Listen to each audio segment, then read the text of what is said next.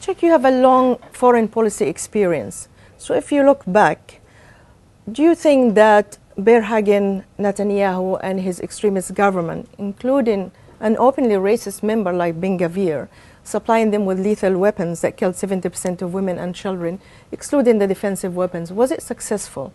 And do you believe that American national security now is at risk, as we heard some testimony yesterday at Congress? What I didn't hear at all in your question was anything about Hamas, who conducted a grievous attack on October 7th. But you're not a spokesman for Hamas, with due respect. I'm asking you here. Yeah, I will ask the question if I'm there, but I'm asking you here as a national security advisor. But what has been the purpose of our policy since October 7th? A fundamental part of our policy since October 7th has been to help Israel defend itself against a group that authored the worst massacre of the Jewish people since the Holocaust, and had its leaders go out after that and say, we're going to do October 7th again and again and again until Israel no longer exists.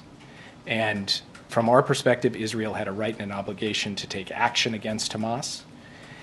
And Hamas created a set of burdens on Israel's military operations that are nearly unprecedented by hiding among the civilian population.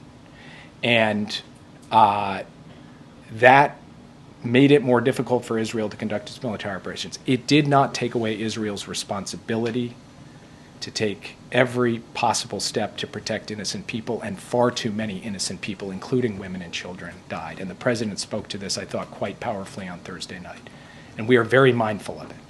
And every one of those deaths is a tragedy. And we have said Israel has to do more when it comes to the protection of civilians. And we've spoken today at some length about Rafah.